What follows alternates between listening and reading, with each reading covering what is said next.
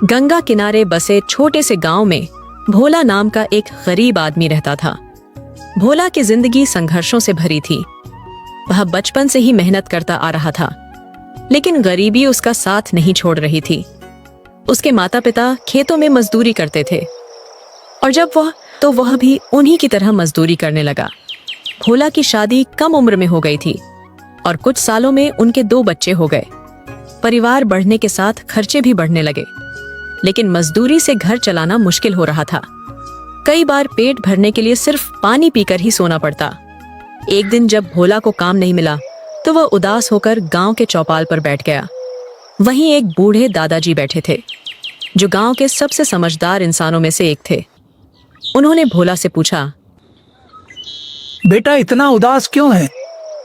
भोला ने अपनी परेशानी बताई तो दादाजी बोले, काम के लिए दूसरों पर निर्भर मत रहो, भगवान भी मदद करेगा अगर मेहनत करोगे। भोला को उनकी बात दिल को छू गई। उसने सोचा कि क्यों ना अपनी चाय की दुकान खोली जाए। मगर दिक्कत यह थी कि उसके पास पैसे नहीं थे। उसने अपनी पत्नी से इस बारे में बात की। विमला ने अपने बचाए हुए कुछ पैसे भोला को दिए और गांव के एक दोस्त से उसने थोड़ा और उधार लिया। भोला ने गांव के चौपाल के पास एक पुराना लकड़ी का ठेला खरीदा और चाय बनाने का सामान जुटाया। पहले ही दिन उसने बड़ी मेहनत से चाय बनाई और राहगीरों को पिलाई। शुरुआत में ग्राहक कम आए, लेकिन उसकी चाय की खुशबू और स्वाद धीरे धीरे लोगों को आकर्षित करने लगी। कुछ ही महीनों में भोला की चाय की दुकान मशहूर हो गई। गांव के लोग, किसान मजदूर, स्कूल के बच्चे सब उसकी दुकान पर आने लगे। भोला हर ग्राहक से प्यार से बात करता और उन्हें चाय के साथ अपनापन भी परोस। हालांकि सफलता इतनी आसान नहीं थी। कई बार पुलिस वाले उससे दुकान हटाने को कहते, तो कभी गांव के बड़े लोग उसे तंग करते, लेकिन भोला ने हार नहीं मानी। उसने धीरे धीरे पैसे बचाए और पक्की दुकान बनाने की सोची। कुछ सालों बाद भोला ने अपनी छोटी सी पक्की दुकान बना ली। अब उसकी दुकान पर बिस्कुट, समोसे और ब्रेड पकड़े भी मिलने लगे। उसका परिवार खुशहाल हो गया। बच्चे स्कूल जाने लगे और पत्नी को भी उसने दुकान में मदद करने के लिए साथ रखा। एक दिन वही बूढ़े दादाजी फिर से उसकी दुकान पर आए। उन्होंने मुस्कुराते हुए कहा, बेटा मैंने कहा था ना कि मेहनत करने वालों को भगवान भी मदद करता है। भोला ने कहा, दादाजी आपकी बात ने मेरी जिंदगी बदल दी। अगर इंसान ठान ले तो कोई भी गरीबी उसे रोक नहीं सकती। भोला की कहानी हमें यह सिखाती है कि जिंदगी में कितनी भी मुश्किलें आए, अगर हम मेहनत, धैर्य और आत्मनिर्भरता के साथ आगे बढ़े तो सफलता जरूर मिलेगी।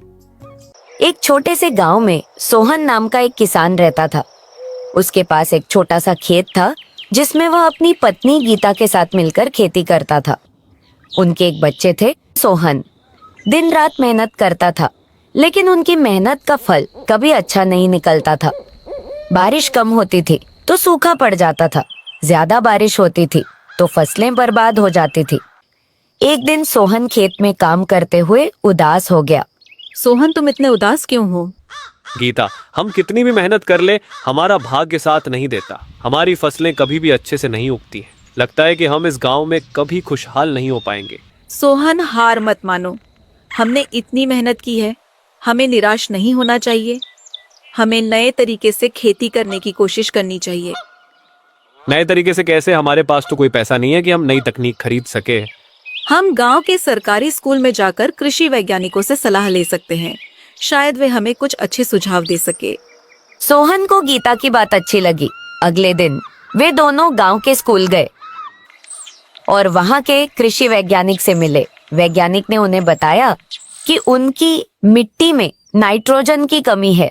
उन्होंने उन्हें बताया कि कैसे वे अपनी फसलों में जैविक खाद का इस्तेमाल करके नाइट्रोजन की कमी को पूरा कर सकते हैं। सोहन ने वैज्ञानिक की बातों को ध्यान से सुना और उन्हें धन्यवाद दिया। घर लौटकर उन्होंने गीता के साथ मिलकर जैविक खाद बनाने का काम शुरू किया। उन्होंने गांव के अन्य किसानों को भी जैविक खेती के बारे में बताया। अगले साल सोहन ने जैविक खाद का इस्तेमाल करके अपनी फसल उगाई। उनकी मेहनत रंग लाई और उनकी फसल बहुत अच्छी हुई। उनकी फसल देखकर गांव के अन्य किसान भी हैरान रह गए। उन्होंने